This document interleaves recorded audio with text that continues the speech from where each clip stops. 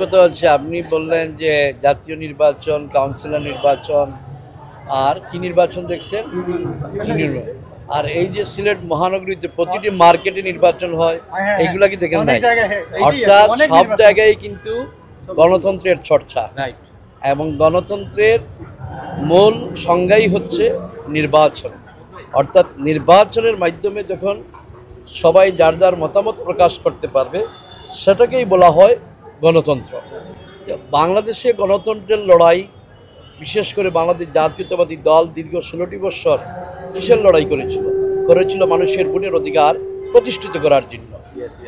এবং সেই ফ্যাসিস্ট সরকারের আমলেও কিন্তু বিভিন্ন মার্কেটের যেগুলা কমিটি হয়েছে সেগুলো নির্বাচন হয়েছে, শ্রমিক সংগঠনের নির্বাচন হয়েছে, কিন্তু আমরা জাতীয় নির্বাচনে ভোট দিয়ে সরকার যে গঠন করব সেই সুযোগ আমরা পাইনি।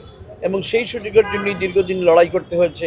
বাংলাদেশ জাতীয়তাবাদী দলের হাজার হাজার নেতাকর্মী মৃত্যুবরণ করেছে, কারাবরণ করেছে, পঙ্গুত্ব বরণ করেছে। বাংলাদেশের জনগণের অকুণ্ঠ সমর্থন ছিল বিদায় জুলাই আগস্টের 1 মাসের আন্দোলনে প্রায় 15 থেকে 1800 ছাত্র জনতা, শ্রমিক, দিনমজুর, মেহনতি মানুষ মৃত্যুবরণ করেছে, পঙ্গুত্ব বরণ করেছে 5000-এর উপরে। আজকে বাংলাদেশের মানুষ এই যে আজকে যে ভোট হচ্ছে, যে টেকনোলজিস্টদের সিলেট মহানগরীতে যতটি ল্যাব এবং হাসপাতালের টেকনোলজিস্টরা তারা নির্বাচন করে তাদের প্রতিনিধিত্ব করার জন্য তারা সেই নির্বাচন করছে। তা আমি আজকে তাদের যারাই বিজয়ী হবে তাদের প্রতি শুভকামনা, বিজেতার জন্য আমি তাদেরকেও ধন্যবাদ জানাবো যে তারা যে অংশগ্রহণ করেছে। আর বিশেষ করে আজকের এই ধরনের নির্বাচন বার্তা এটাই দিচ্ছে যে বাংলাদেশের জনগণ তাদের কাঙ্ক্ষিত ভোট দিয়ে কাঙ্ক্ষিত সরকার প্রতিষ্ঠিত করবে। তো আমি আশা রাখি অন্তর্বর্তী সরকার যে কথাটি বলেছেন ফেব্রুয়ারিতে নির্বাচন, সেই নির্বাচন দিয়ে কাঙ্ক্ষিত জনগণের সরকার প্রতিষ্ঠিত হবে, তখন দেশের পুরোপুরি গণতন্ত্র কোনো প্রাতিষ্ঠানিকভাবে রূপ পাবে।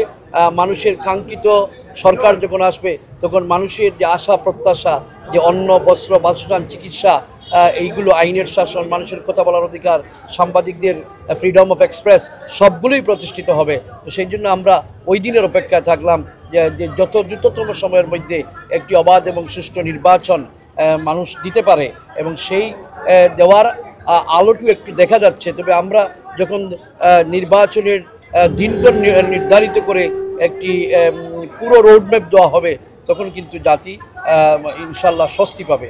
জাতি কিন্তু একটি অস্বস্তির মধ্যে আছে, আদৌ কি বাংলাদেশে নির্বাচন সহসা হচ্ছে কিনা।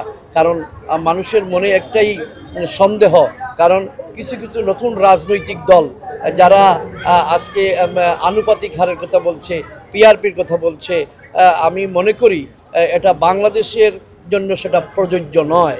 সেজন্য আমরা যেভাবে আমরা অতীতে নির্বাচন দিয়ে সকল জনগণ তার নিজ নিজ এলাকায় নিজ নিজ এলাকার প্রার্থীকে নির্বাচিত করতে পারে, সেই সুযোগটুকুর প্রয়োজন আছে। এবং সেটাই আমি আশা রাখি অন্তর্বর্তী সরকারের প্রধান ডক্টর ইউনূস সাহেব মানুষের পালস, মানুষের মুখের কথা যেগুলো বলছে সেইগুলো উনি আশা করি অবলোকন করে অবশ্যই দ্রুততম সময়ের মধ্যে একটি নির্বাচন দিতে।